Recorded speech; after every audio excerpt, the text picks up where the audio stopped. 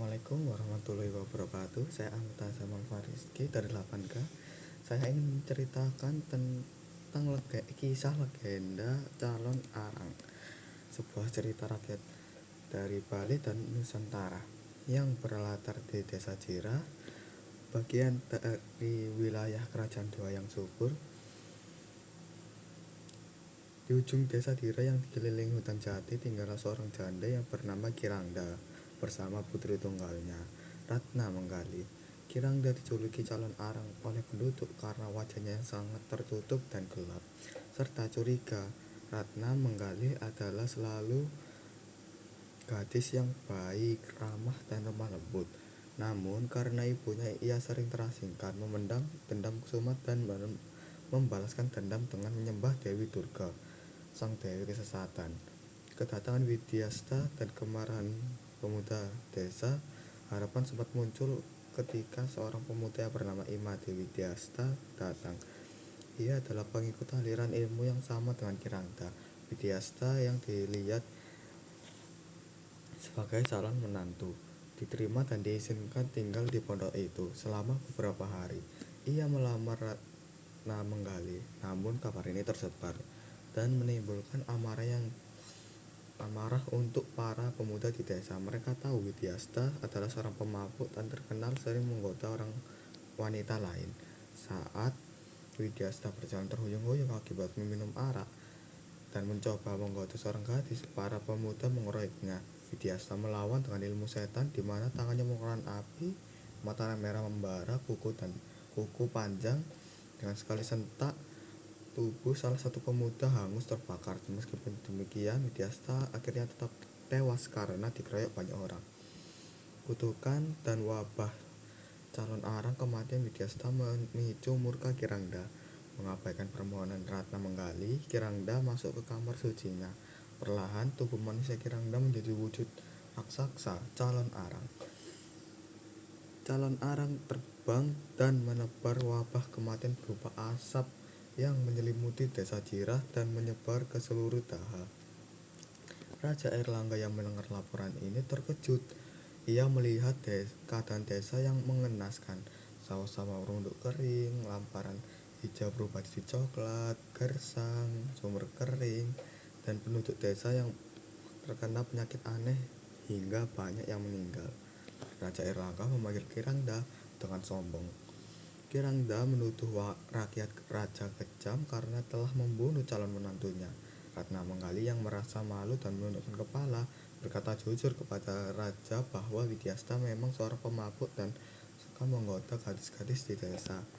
Kecewa dengan pengakuan putrinya, Kirangda menetap salah satu prajurit dan tubuh prajurit itu tiba-tiba memerah dan tewas.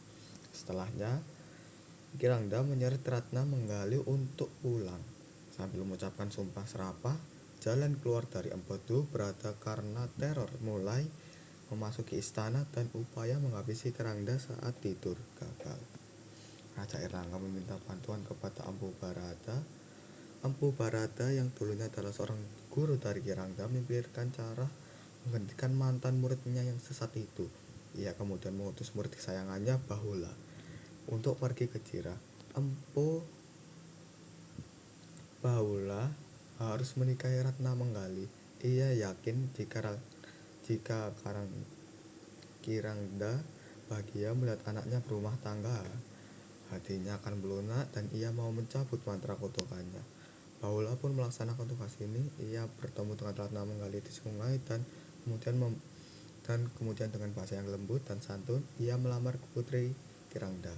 Kirangda yang sangat senang karena akhirnya ada juga jodoh untuk putrinya. Setelah beberapa hari pernikahan Bahula dan Ratna Menggali digelar, membuat Kirangda sangat bahagia hingga melupakan dendamnya kepada penduduk Daha. Penyucian dan akhir calon arang Ratna Menggali dan Empu Barada sering membujuk Kirangda untuk kembali ke jalan yang benar. Namun, suatu malam, Kirangda bermimpi didatangi oleh sosok calon arang yang marah karena ia sudah melupakan ajarannya.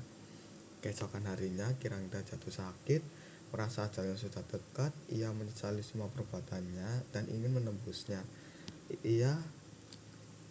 Di sebuah tanah yang lapang, Empu Berata dan Kirangda melakukan ritual penyucian. Saat Empu Berata membaca mantra, tubuh Kirangda menjadi seorang calon arang yang marah. Calon arang menyerang Empu Berata dengan api dan serangan gencar, namun tak membuat Empu terluka sedikit pun. Dengan ajaran saktinya, Empu Berata mengeluarkan sosok mata api yang tak mampu ditahan oleh raksasa itu.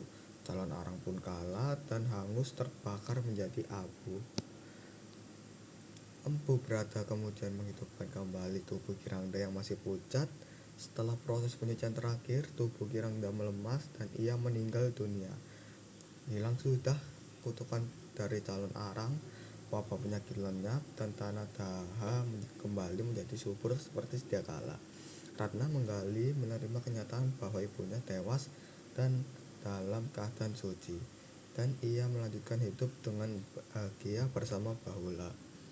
Cerita dari wayang ini dengan ada pesan moralnya.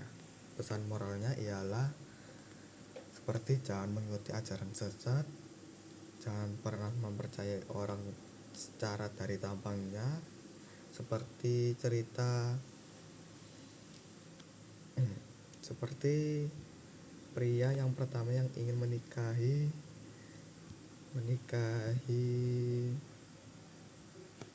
yang ingin menikahi Ratna Menggali. Nah, dan jangan pernah membuat amarah penduduk-penduduk desa atau warga sekitar menjadi marah karena suatu alasan, karena tidak baik untuk memulai sebuah perseteruan dengan manusia yang lain, karena itu akan berdampak buruk bagi warga sekitar maupun bagi diri kita sendiri. Oke, sekian dari